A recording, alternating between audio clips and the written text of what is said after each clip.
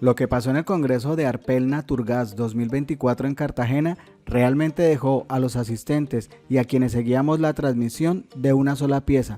Mejor dicho, nos dejó fríos, sobre todo a los que estaban allá, que entre otros eran senadores, alcaldes, gerentes, productores y transportadores de gas de Colombia y del exterior, mejor dicho, la crema del negocio. La razón de que quedáramos de una sola pieza fue que el presidente Petro, invitado especial al cierre, se pasó de sincero, le cantó la tabla a los organizadores y como cuando un padre regaña a sus hijos, les dio garrote y luego zanahoria.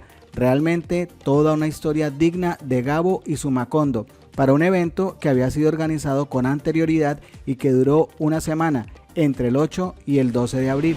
El cuento es así.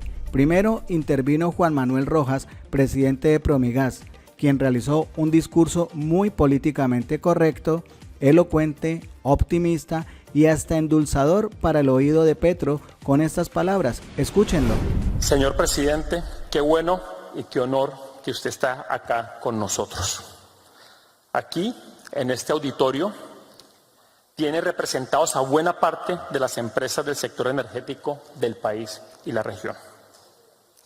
Y es para mí, como presidente del Consejo Directivo de Naturgas, y luego de una semana importante de deliberaciones sobre la transición energética, poder decirle con tranquilidad y satisfacción que pudimos constatar la seriedad, el respeto y la profundidad con la que se abordó ese importante tema. Se habló de transición, para algunos incluso se habló de evolución energética, así como sobre las oportunidades y desafíos que implica, bajo la convicción de que estamos trazando un rumbo que moldeará no solo el destino de nuestra nación, sino de generaciones venideras. Y puedo decir sin temor, señor presidente, que durante las deliberaciones, sin temor a equivocarme, las palabras que más se repitieron al lado de transición energética fueron justa, ordenada, asequible, seguridad, confiabilidad, soberanía, diversificación, realista, descarbonización y abastecimiento. Que hayan sido esas palabras, sinceramente nos sorprende. Pero lo traigo a colación, dado que me llevó a pensar que cuando hablamos de transición energética, son muchos más los elementos que nos unen como país que los que nos dividen. Y ello no es un asunto menor. Precisamente, hace casi un año, el 5 de mayo de 2023, luego de intensos diálogos regionales vinculantes, el Congreso de la República aprobó el Plan Nacional de Desarrollo Colombia, Potencia Mundial de la Vida. Un plan en el que se concretan las ideas del programa de su gobierno en favor de la descarbonización y la transición energética. Y quiero tomarme estos minutos para hablar sobre 4 temáticas que están en el 4º capítulo del plan y que tienen que ver precisamente con una transición energética basada en la justicia social primero, que tiene que ver con una transición energética basada en el respeto a la naturaleza segundo, una transición energética basada en la soberanía y una transición energética con seguridad, confiabilidad y eficiencia. Y lo hago, pues como mostraré más adelante, las áreas de convergencia entre nuestra industria de gas natural y las ideas plasmadas en el plan de desarrollo son muchas, haciendo al gas natural el mejor aliado para la transición energética justa. Luego intervino la presidenta de la Asociación Colombiana de Gas, Luz Estela Murgas, quien trató al presidente con mucho respeto y dedicación antes y durante el evento. Su discurso muy al estilo de lo que le gusta al presidente, con citas de autores de libros, frases célebres y mensajes bien intencionados. El profesor de Harvard, George Serafein, en su libro Propósito más Beneficio, cómo los negocios pueden elevar el mundo, sostiene que las mejores prácticas hacen posible cosechar el enorme valor que emerge cuando las organizaciones priorizan los objetivos sociales y ambientales a la par de la búsqueda de las ganancias. Estoy convencida, señor presidente Petro, si hay una industria donde las ideas de Serafein de alinear propósito con beneficio puedan dar mejores resultados, es la industria del gas natural en Colombia. Saber aprovechar el gas natural con sabiduría puede representar una fuente alterna de abastecimiento desde el norte de Sudamérica hasta el creciente mercado de Asia, como una forma de propiciar una región democrática, además de un freno a las presiones migratorias que hoy vive el hemisferio. Podemos convertirnos en un puente de energía de bajas emisiones entre Oriente y Occidente, una región bisagra que contribuye a reducir fricciones geopolíticas en la cuenca del Pacífico. Una apuesta global estratégica por la estabilidad, un gran acuerdo hemisférico de gas por paz. Muchísimas gracias. Sin duda, los dos participantes se esmeraron por hacer unos discursos meticulosamente escritos para venderle al presidente un negocio promisorio y acorde con sus políticas, pero todo parece indicar que el presidente no les comió cuento y así calentó motores. Discusión del problema. Bogotá hizo un plan de ordenamiento territorial en mi gobierno. Y cuando se presentó al Consejo, el concejal Miguel Uribe Turbay, muy aplaudido en ciertos medios políticos, dijo que el cambio climático no existía. Y en 3 horas el Consejo de la Ciudad de Bogotá rechazó el POT y lo hundió. 3 horas de debate por primera vez de lo que sería una discusión política de lo que significaba una crisis climática en una ciudad como la ciudad de Bogotá. Cuento de comunistas, dijeron. Y ahora, ¿qué responde Miguel Uribe Turbay y el Consejo de esa época a este problema? O la magistrada que hundió el POT de Bogotá Humana, que hablaba de eso, no digo que fuera acertado o no, sino que introducía los primeros elementos de adaptar una sociedad a la crisis climática.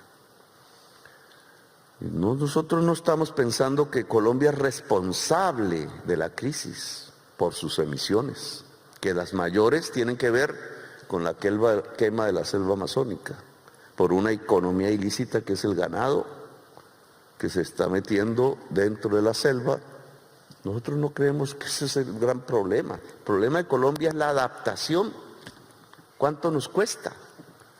Cada año más. En lo que llevo del gobierno, llevo un gobierno de emergencia climática. En lo que llevan los alcaldes de la pandemia del COVID, solo por poner ese punto de referencia, tanto el anterior periodo de los alcaldes como este nuevo que comienza, todos han gobernado en emergencia climática. Y cada vez es peor.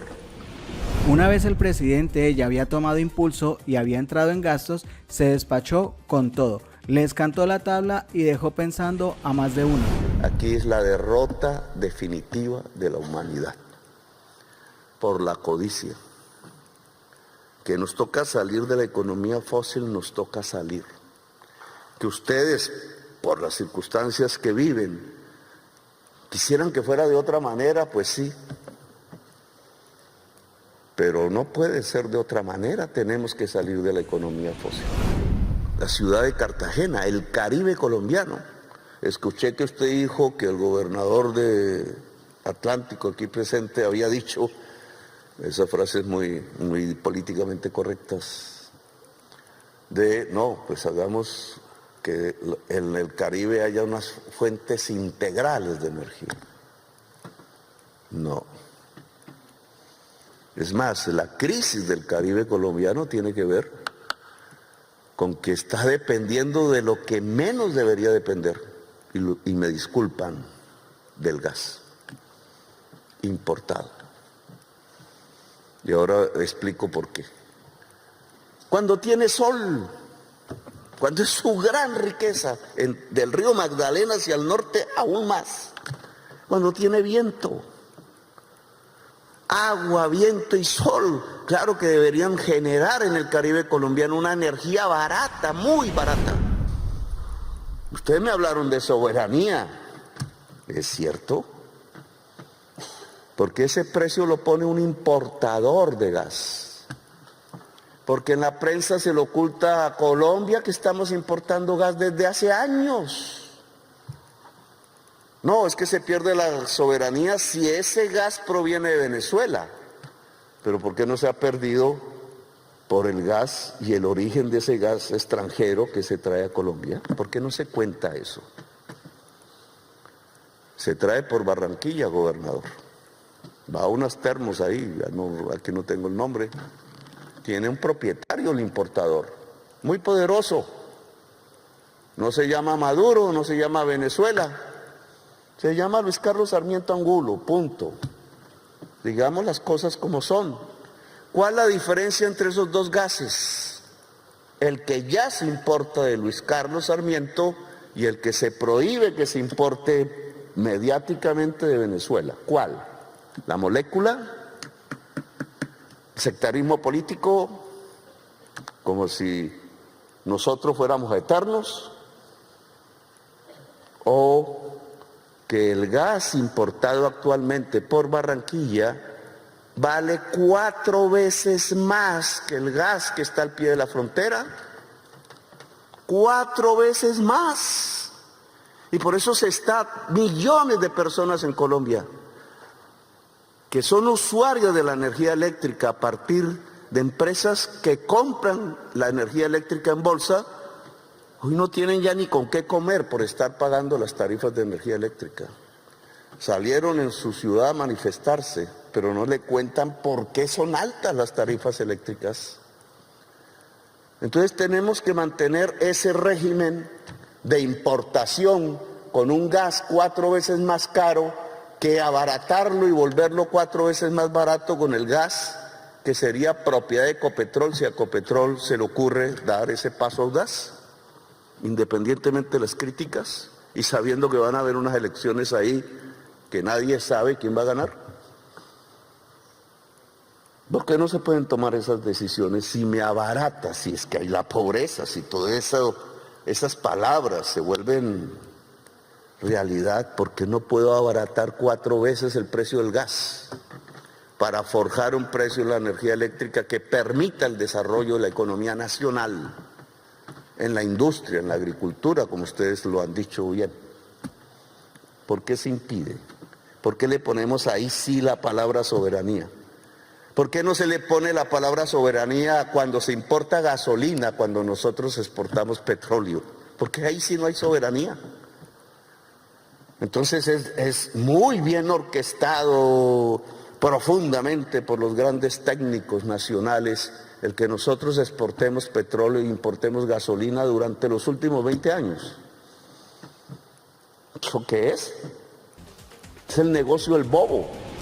Pero quienes seguimos desde hace tiempo a Gustavo Petro, sabemos que en muchas cosas el tiempo termina dándole la razón. Y ahí está el detalle de la zanahoria, que si los empresarios del gas entienden el mensaje y ven la oportunidad como pioneros, seguramente aprovecharán las puertas abiertas que les dejó el presidente, con el tema del hidrógeno verde, por ejemplo. Nos vemos en otro video, pero antes, la zanahoria de Petro. No lo hacemos en este momento. Cuando el candidato Petro dijo que podíamos hacer hidrógeno verde, Boris Boric de Chile estaba gobernando, tampoco producían nada de hidrógeno verde, pero ellos se metieron y hoy están exportando hidrógeno verde. Nosotros todavía estamos pensando si lo hacemos. Nosotros, alguien dice que no ejecutamos. No sé si como sociedad o como gobiernos nos demoramos y perdemos el tiempo. Claro que todo el estudio que hemos hecho, ya ustedes lo criticarán cuando lo publiquen, que el presidente de Ecopetrol debe publicarlo. Si no, pues contrástenlo. Pero lo que dice hoy por hoy el estudio es que podemos ser grandes exportadores de hidrógeno verde. Lo que nos lleva a pensar en nuestro mercado interno. ¿Puede mezclarse el gas natural con el hidrógeno verde como transición? ¿Cómo hay que hacer con las tuberías para que se pueda transportar hidrógeno verde? ¿Qué hay que hacer con las cocinas de las señoras que utilizan hoy el gas natural para que haya la mezcla también de hidrógeno verde? ¿Qué pasa con los camiones de carga que hoy tenemos, hoy diésel puro, para transformarlo en camiones gas natural, hidrógeno verde, que a lo mejor si funciona cada vez serán más de hidrógeno verde? ¿Por qué los trenes nos queda difícil hacerlos subir por las pendientes que tenemos en nuestra propia geografía? ¿Por qué no desarrollamos una mesa común de ustedes? Ecopetrol puede que le dé miedo saltar del petróleo al hidrógeno verde. Eso puede suceder. ¿Y por qué no lo hacemos nosotros? El gobierno y ustedes. Y eso Mazzucato habla de una misión. La misión de desarrollar el hidrógeno verde en Colombia. ¿Por qué no? Ustedes tienen una experiencia de tubos, de gases, del uso de eso como energético. El hidrógeno verde no es muy diferente, sino en que no emite CO2 porque no usa el carbono como elemento. En la molécula no está el carbono. Es más, tiene un mayor potencial energético, y si logramos disminuir los costos, el hidrógeno verde es agua de mar, un puerto si estamos pensando en exportar, agua de mar, puerto y energía limpia, pura, o sea, o agua o sol o viento. Gobernador del Atlántico, usted como aquí, no sé si hay más del Caribe. Hermano, el Caribe colombiano sería una de las grandes potencias del hidrógeno verde del mundo. Ahí es por donde toca llevar el desarrollo del Caribe. Se hacen los biofertilizantes, entran las divisas, podemos proponerlo como la fuente de desarrollo de la agricultura y de la industria. Barranquilla siempre fue la primera en dar ese paso, porque era una ciudad libre, en términos de radio, de aviación, siempre dio el primer paso. ¿Por qué no da el primer paso en el hidrógeno verde? Que puede, no por el río Magdalena, sino por el mar y por los vientos que hay frente a sus costas, quizás no tan rentables como los de La Guajira, pero estamos abiertos. Que el impuesto de renta, que no sé qué, que las demoras, porque nosotros somos el país de los trámites, yo lo sufro como ustedes. Pues veamos a través de la ley cómo desarrollamos un mejor ambiente para que seamos esa potencia. Pero es un tema analizarlo, y ustedes podrían ayudarnos. Si Ecopetrol no da el paso, pues juntemos los capitales. Si habrá capitalismo en el mundo descarbonizado o no, eso no lo sabemos. Lo que es cierto es que tenemos que dar los pasos ya, porque no tenemos mucho tiempo y podemos cabalgar en una vanguardia tecnológica que todavía ni Alemania la ha asumido. Presidente Scholz, de Frente Bio, lo que nos dijo a varios funcionarios es: yo creo que el petróleo va a ser reemplazado por el hidrógeno verde en todas partes del mundo. No puedo decir ni sí o si no, pero si el hidrógeno verde va a ser reemplazado, va a reemplazar el petróleo en todas partes del mundo, nosotros estamos en la cabeza de eso. ¿Por qué no lo desarrollamos? Y estamos en la cabeza tecnológica del mundo. ¿Por qué diablos tenemos que ser siempre la cola del tren, o la cola, ¿cómo es que dicen?, del león, ¿no? O del ratón, ya no me acuerdo. ¿Por qué? Si podemos. Es meterle electricidad al agua de mar, solo que la electricidad debe ser limpia, y todo se junta en La Guajira, todo se junta allá en Barranquilla, en Santa Marta se junta, hasta en Tolú. Lo que pasa es que allá ya hay menos sol del río Magdalena hacia el sur. ¿Qué esperamos? El tubo pasa, como ustedes saben, el tubo del gas natural viene de La Guajira y pasa, ese tubo es de Bogotá. O yo no sé si le cambiaron la propiedad, pero cuando yo era alcalde, esa era nuestra propiedad, yo cuidé eso. Eso llega casi a Cali, atravesando toda Colombia, porque había un gran campo de gas en La Guajira. Y nosotros fuimos los que unimos ese tubo a Venezuela, pero no estábamos pensando importar el gas, estábamos pensando exportar el gas, porque Venezuela no tenía conexión con su gas del oriente de Venezuela, y por eso está ese tubo ahí. Eso lo hicimos nosotros. Ahora les propongo, yo sí le pego a Venezuela el tubo, porque eso se llama seguridad, no es soberanía, es seguridad. Yo creo que nunca vamos a usar ni un pie cúbico de ese tubo.